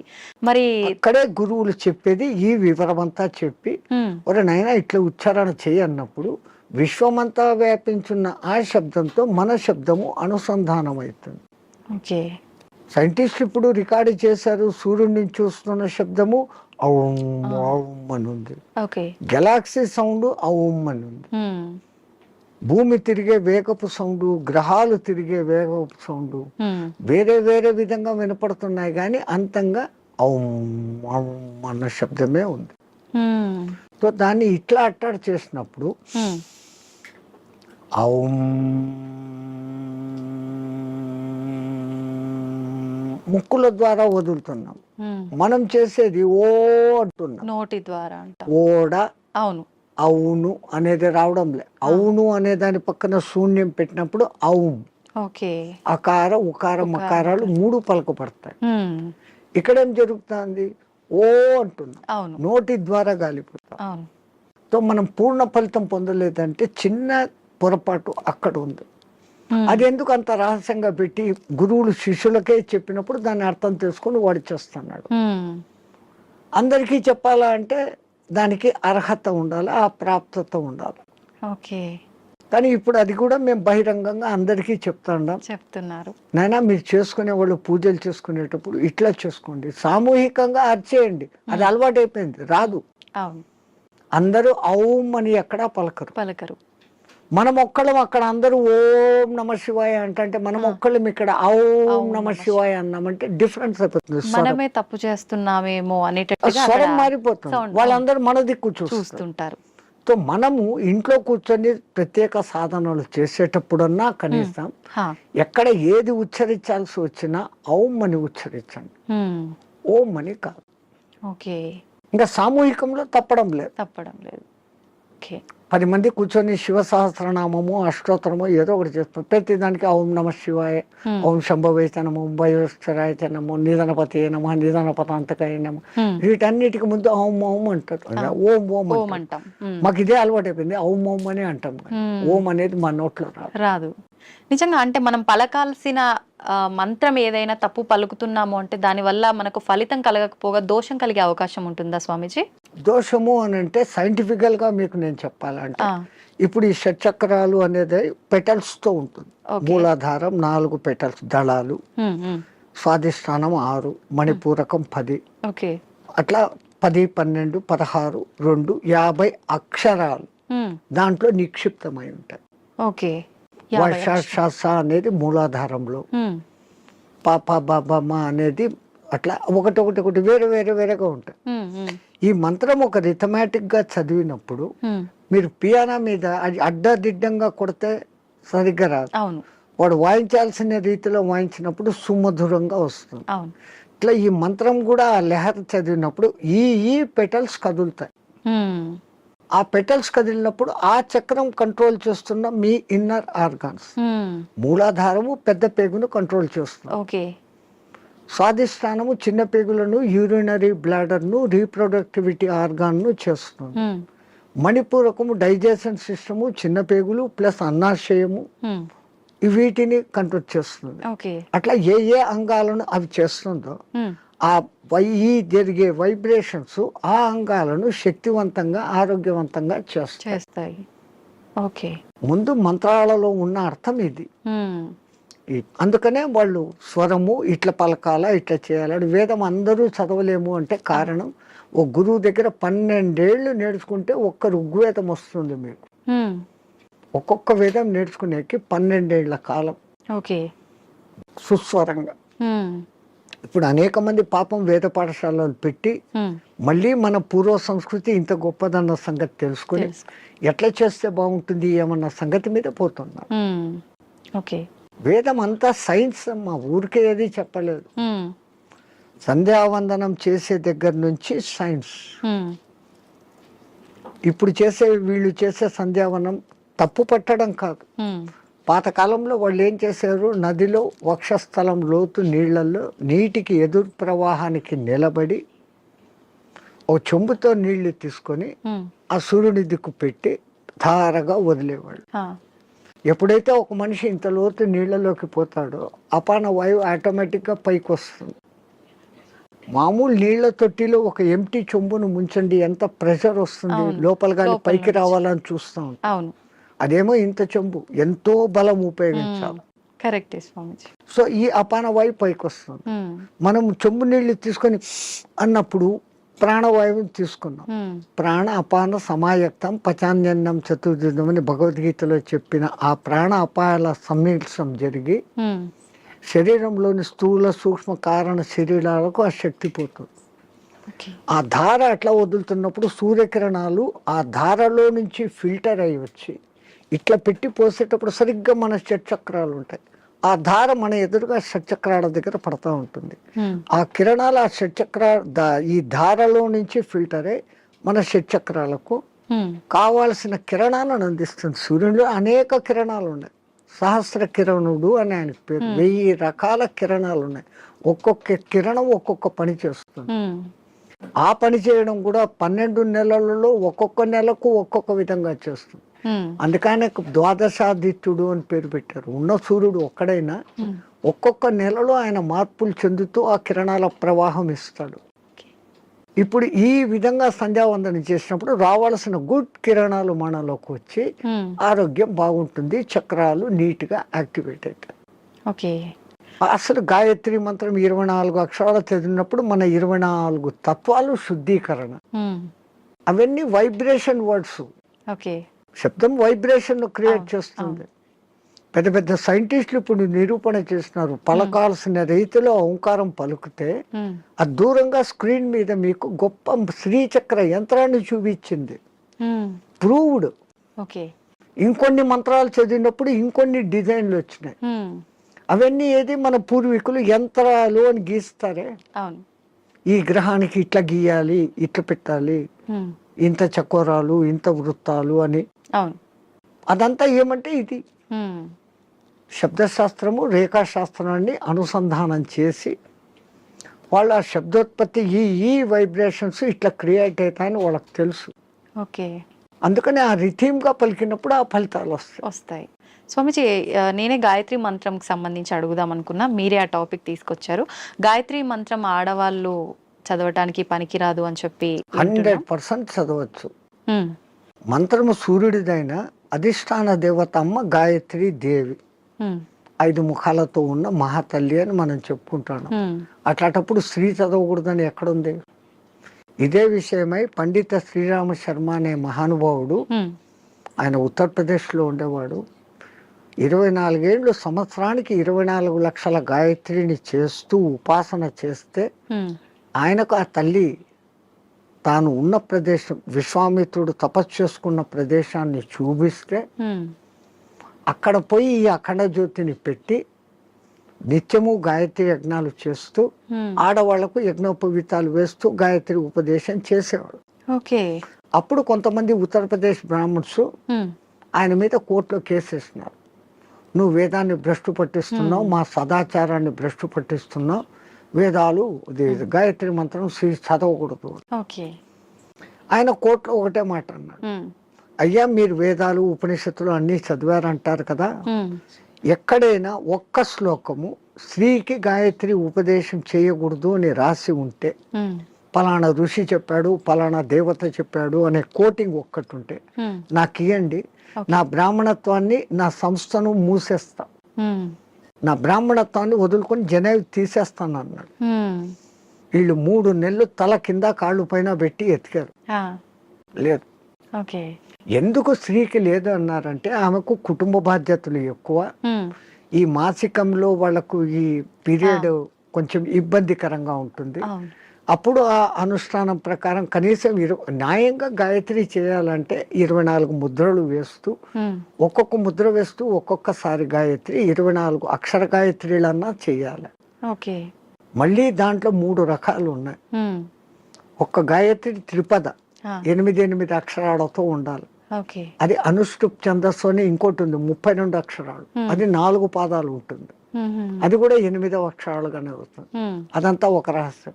ఓకే. మళ్ళా నవార్ణవ గాయత్రి అని ఒకటి ఉంది, ఉమ్, అది చేయాలంటే అమ్మవారి నవార్ణవం అనే పూజలు ఎట్లా చేస్తామో దాంట్లో 9 ఔంకారాలు వస్తాయి. ఓకే. అవి ఎట్ట పట్టాలా, ఏది చేయకూడదు, అది బహిర్గతం చేయని విద్య. ఓకే. గాయత్రి అంటేనే రహస్యం అంటారు. అవును. కానీ ఆ మహానుభావుడు అది అందరికీ అర్హత కలిగించాడు, కుల మత భేదం లేదు. ఎందుకంటే అది మంత్రం సూర్య మంత్రం. ఉమ్, ఆ పండిత శ్రీరామ శర్మకు కుడి భుజంగా ఉన్నవారే రామకృష్ణ మహానుభావుడు, ఉమ్, ఆయన కూడా ఇదే చేశాడు. ఓకే. ఆ గాయత్రి దీని మూలంగా ఆ మహానుభావుడు అంత శక్తిమంతుడే పండిత శ్రీరామ శర్మకు తగిన శిష్యుడు అని పేరు తెచ్చుకున్నాడు. ఉమ్, ఆ మహానుభావుడే చేరదీసి బాగా దగ్గరుండి చేసిన వాడే మీకు ఇప్పుడు బాగా ప్రసిద్ధుడైన మారెళ్ళ రవిశాస్త్రి. ఓ, ఆ పరంపర అట్లా వస్తుంది. ఉమ్, అదంతా పండిత శ్రీరామ శర్మ దయ. ఓకే. స్వామి, దైవాన్ని నమ్మటం వల్ల, పుణ్యక్షేత్రాలకు తిరగటం వల్ల మనశ్శాంతి అనేది లభిస్తుందంటారా? 100%. అసలు మీరు పోవడమే ఆ ఇంటెన్షన్. ఉమ్, కాశీకి పోతే నాకేదో పుణ్యం వస్తుంది, ఆడ ఏదో వదిలిపెట్టేస్తానే సెంటెన్స్ కాదు అది. ఉమ్, కాశీలో 12 జ్యోతిర్లింగాలలో విశ్వనాథుడు అక్కడ ఉన్నాడు, విశ్వానికి ఆయన నాథుడు. ఆ, ఆ క్షేత్రానికి పోయి ఆయన నామస్మరణ కొంచెం సేపు నేను చేయటం మూలంగా నాకు ప్రశాంతత దొరుకుతుంది అని ఫస్ట్ మీలో విశ్వాసం కలిగినప్పుడు ఉమ్, అక్కడున్న అన్నపూర్ణ అనుగ్రహము కలుగుతుంది. ఉమ్, ఆ బేడి ఆంజనేయ స్వామి కరుణ, గణేష్ పండు మహారాజ్ది అందరిది దొరుకుతుంది. ఉమ్, అందుకే ప్రతి ఒక్క రుచిముని అక్కడ స్థాపించిన లింగాలు ఉన్నాయి. 3000కు పైన గుళ్ళు ఉన్నాయి కాశీలో. శివునికి ఇష్టమైన ప్రాంతం అది. ఉమ్, భూమి అంతా మునిగిపోయినా కానీ త్రిశూలం పైన నిలబెట్టి ఉంటాడు అని చెప్పబడిన ప్రసిద్ధ క్షేత్రం ఓకే. కాశీ. కాశీ అంటూ కాశీకి పోకుండా చచ్చిపోయినా ఉమ్, కాశీకి పోయినంత పుణ్యం కలిగే క్షేత్రం అదొకటే. ఉమ్, మిగతా క్షేత్రాలకు పోతానని ముక్కుపడి పెట్టుకొని పోకుండా పోతే ఏదో ప్రమాదము, ఉమ్, వానికి శిక్ష ఉంది. అవును. కాశీ విషయంలో అలా లేదు.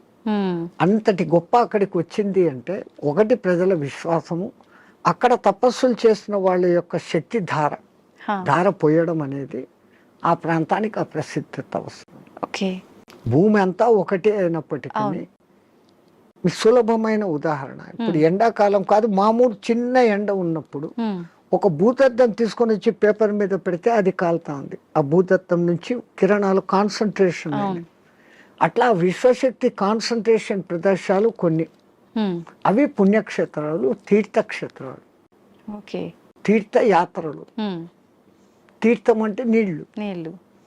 ఆ నీళ్లు ఎన్నో కొండల నుంచి ఆ ఖనిజాలను రాసుకొని దానిలో తెచ్చుకొని చెట్ల వేర్ల ద్వారా ఆయా మూలికల శక్తిని తీసుకొని అవి రావటంతో ఆ నీళ్లు తాగితే శుభం. ఆ నీళ్లలో స్నానం చేస్తే స్కిన్ డిసీజెస్ పోతాయి. ఓకే. సో అది నీళ్ళ శక్తి, తీర్థయాత్రలు, పుణ్యక్షేత్రాలు అని పెట్టారు. స్వామి, ఇందాక మీరు స్టార్టింగ్ లో అన్నారు కదా, చాలా మంది అంటుంటారు కాశీకి వెళ్ళినప్పుడు మనం ఏదో ఒకటి నచ్చింది వదిలిపెట్టి రావాలి అని చెప్పి చాలా మంది నమ్ముతుంటారు. అసలు నిజంగా ఎవరికి నచ్చిన దాన్ని వాళ్ళు వదిలేసి రావాలా? అసలు వదిలేయాల్సిన ఏంటి? అవును, నేను ఇట్లే చెప్తే ఒక ఆయన నాతో అన్నాడు, అవును స్వామి మీరు చెప్పినట్లే ఖచ్చితంగా వదిలిపెడతాను. మా నానమ్మ మా ఇంట్లో ఉంది, ఆమెను తీసుకెళ్తా కాశీకి, ఆమెను వదిలేస్తాను అన్నాడు. అది కాదు, మనకు అత్యంత ఇష్టము ప్రేమ కలిగిన పదార్థము తినేది కావచ్చు, మనం 24 గంటలు దాన్ని చూసి ఆనందించే వస్తువు, కానీ దాన్ని అక్కడ వదిలేసి ఇంకా దాన్ని తలుచుకోకుండా ఉండగలమంటే మన మనస్సు మీద మనం నియంత్రణ సాధించడం. మైసూర్ పాకు మీరు అక్కడ వదిలి వచ్చారమ్మా, మీకు బాగా ఇష్టం.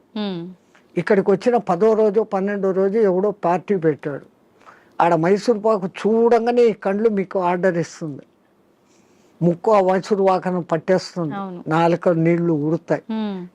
నేను కాశీలో వదిన నోర్మోయ్ నేను తినాను అంటే మీ మీద మీకు మెల్లగా కమాండ్ వచ్చింది, కనీసం ఆ భయంతోనన్నా. అట్లా కాశీలో వదలడం మూలంగా మీలో ఆత్మస్థైర్యత అనేది పెరుగుతుంది. అది బ్యాక్ రీజన్. కానీ ఏదో ఒక రీజన్, చాలా మంది రకరకాలుగా అనుకున్నా కూడా దాన్ని అయితే నమ్ముతూ వస్తున్నారు ఇప్పటికీ. వెనకల కారణం ఇది అని మీకు తెలుసుకోవడం. అవును, అక్కడ మీకు ఆత్మస్థిరత, ధైర్యము అనేది పెరుగుతుంది. Self confidence, I can able to do this without that. అది లేకుండా నేను ఉండలేను అన్న వాళ్ళు, అది లేకుండా ఎదురుగా కనపడుతూ కూడా అది లేకుండా ఉండగలిగిన స్థితి అంటే మీలో ఎంతటి స్టెబిలిటీ వచ్చినట్లు. అది ఆత్మస్థైర్యం. మన పూర్వీకులు ఏది చేసినా అంత ఆలోచనతో. నీలో ఆత్మశక్తి పెరగాలంటే నీకు అత్యంతగా ఇష్టమైంది అక్కడ వదలాలి. ఎందుకంటే ఆ కాలంలో కాశీ యాత్ర జీవితంలో ఒక్కసారి. అవును, ఆ 1000 కిలోమీటర్లు నడిచిపోయి మళ్ళీ వెనక్కి వస్తాడు. కాటికి పోయినవాడు కాశీ, అదేమో సామెత ఉంది మీ దాంట్లో, కాశీకి పోయినవాడు కాటికి పోయినవాడు ఒకటి అని. అవును, మళ్ళీ తిరిగి రారు అని చెప్పి. ఆ కాలం అట్లుంది, అడవులలో పోవాలి, దారిలో జంతువులు, వాతావరణం మారిపోవచ్చు. అవును, ఇన్నిటినీ తట్టుకొని అక్కడికి పోయి మళ్ళీ రాగలిగినాడంటే వాడు దేవునిగా పూజించేవాడు.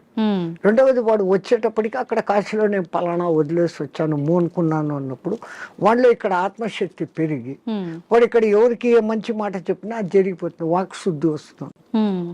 So when you develop your confidence you can able to do anything. So to develop your confidence అక్కడ పోయినాక ఒకటి వదిలిన వాళ్ళు బెనిఫిట్ పొందుతారు.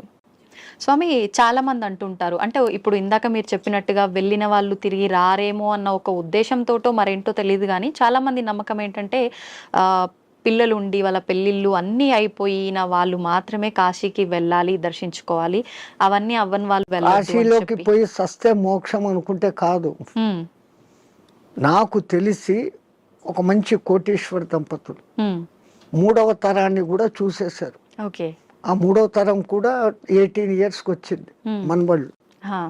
ఇంకా ఇంత అనుభవించిన కాశీలో పోయి చచ్చిపోతాం, వయసు కూడా అయిపోయింది, 80 ఏళ్ళు వచ్చినాయి. 2 లవ్ మ్యారేజ్, ఇద్దరికి 80 ఏళ్ళు భార్యాభర్తకి.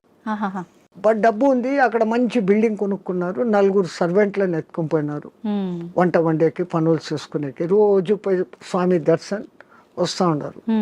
ఎప్పుడో ఒకసారి బంధువులు ఫోన్, బిడ్డలు వాళ్ళది, అంత ఆధ్యాత్మిక. మర్జాయంగే అంటున్నారు. 7 ఏళ్ళైంది, 8 ఏళ్ళైంది, 10 ఏళ్ళైంది. ఇక్కడికి 18 ఏళ్ళ బిడ్డలు 28 ఏళ్ళ వయసుకు వచ్చినారు మనమళ్ళు.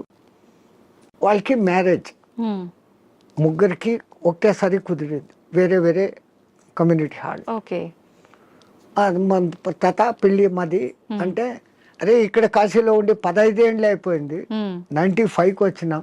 అక్కడ గంగ నీళ్లు తాగి రోజు శివప్రసాదాలు తిని ఇంకా పుష్టి తయారైనారు. They can able to see, they can able to hear everything. అంతా ఆయన ధ్యానంలోనే. అరే ఇంకా ఉంటాం కదా, ఒకసారి పెళ్లి చూసుకొని వస్తామని ఫ్లైట్ లో వచ్చినారు. పెళ్లి చూసుకున్నారు, రాత్రి పడుకున్నారు. పడుకున్న వాళ్ళు పడుకున్నట్లే జయ శ్రీరామ్ అయిపోయినారు ఇద్దరు. వాళ్ళకు కాశీలో మరణం లేదు, ప్రాప్తం లేదు. అందరికీ మరణము సాధ్యమా? అలా అని మరి కాశీలో ప్రాప్తం లేదని అక్కడే ఉంటే ఎప్పటికీ మరణం ఉండదనేది కూడా. ఆ మాటకు వస్తే తల్లి, ఇప్పుడు గంగలో మునిగితే నాకు పుణ్యం వచ్చేస్తుంది అనుకుంటే, గంగలోనే ఉండే చేపలు, కప్పలు, ముసళ్ళు అవి అక్కడే పుట్టాయి, అక్కడే పెరిగాయి. ఒక్కసారి గంగా స్నానం చేస్తే సరే, మీరు కాశీలో పొద్దున్న నుంచి సాయంత్రం వరకు 10 సార్లు గంగా స్నానం చేశాను అంటారు. కానీ మీరు చేసింది ఒకటే స్నానం. మీరు స్నానం చేయగానే ఆ నీళ్లు ఫ్లో పోయినాయి కదా. అవును. ఆ తల్లి నిరంతర ప్రవాహం, ఎప్పుడూ కొత్త నీళ్ళు అక్కడ స్నానం చేస్తే నాకు పవిత్రత వచ్చేసింది గంగలో చేస్తేనే కాదు. గంగలో స్నానం చేసే ముందు ఇంతకు ముందు నా గత జన్మ బుద్ధులు, గత జన్మ కాదు, నా గత జీవితం బుద్ధులు, లక్షణాలు మార్చుకుంటాను. నేను ఇంక మీద అట్లా ఉండను. అక్కడ మిమ్మల్ని మీరు జస్టిఫై చేసుకొని, తల్లి నాకు ఆ బుద్ధి ప్రసాదించు అని మునిగి లేచి ఆ మాట ప్రకారం మీరు ఇక్కడ ఉన్నారంటే మీకు మోక్షము, ముక్తి. అంతే తప్ప ఆడపోయి 100 మునకలు వేసి ఈడొచ్చి అత్తమామల్ని తిట్టో, అమ్మా నాన్నను తిట్టో, భర్తని హింసించో, భార్యను హింసించో, సంవాట్ మగ ఆడ ఎవడైనా చేసేది ఈ తప్పులన్నీ ఇక్కడ చేస్తూ, నేను పోయి గంగలో 6 సార్లు మునిగొచ్చాను, నేను సస్తే మోక్షానికి. నువ్వు నువ్వు అక్కడ మార్పు చెందేదానికి మునగాలి. అందుకే పాతకాలంలో అక్కడ మునిగేటప్పుడు పంతుళ్ళు మీ చేత 10 మంత్రాలు చెప్పిస్తారు. దశ హరాయే గంగాయే స్వాహ. మనం శారీరకంగా, మానసికంగా, వాక్కు రూపంలో 10 రకాల తప్పులు చేస్తాం. ఈ 10 తప్పులను క్షమించు, ఈ తప్పులు నేను మళ్ళీ చెయ్యను, అది ఉండాలి. కరెక్టే స్వామిజీ. ఆ దేవుడా నేను చేశాను, నన్ను క్షమించు, మళ్ళా పోయి అదే చేస్తాను, నో యూస్ కదా. Do not repeat. మళ్ళీ చెయ్యను కూడా ఉండగలిగితే అప్పుడు ఆ కాశీలో స్నానం చేసిన పుణ్యం. కాశీనే కాదు, ఏ నీళ్ళలో, నర్మదా, కావేరి, గోదావరి, కృష్ణ, కిట్నే.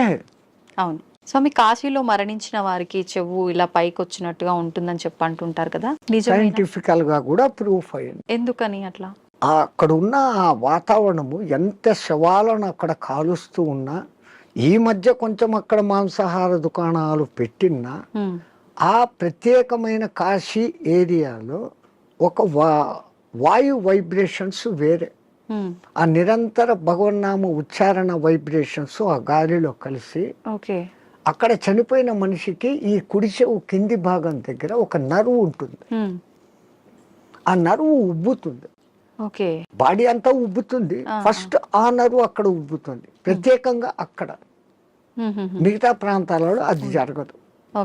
పాపం సైంటిస్టులు ఎంతో ప్రయత్నం చేస్తూ ఉన్నారు, ఎందుకు అట్లా జరుగుతుంది అది ఇంకా రుజువు కాలే. బట్ 99% గుర్తించారు. ఏ ఊరు చచ్చినా కొంచెం రెడ్డిష్ కలర్ వస్తుంది, కారణం అక్కడ నరము జర ఊబుతుంది. అయితే చాలా మంది దానికి రీజన్ ఇది అయ్యి ఉంటుంది, శివుడు అక్కడ చనిపోయిన వాళ్ళకి చెవులో ఏదో చెప్తాడు అది చూసి మన పూర్వీకులు అక్కడ వచ్చి రామతారకం చెవులో చెప్తాడు, ఆయన గట్టిగా చెవులు ఆగబట్టి అది అక్కడ ఎర్రగైంది అంటాడు.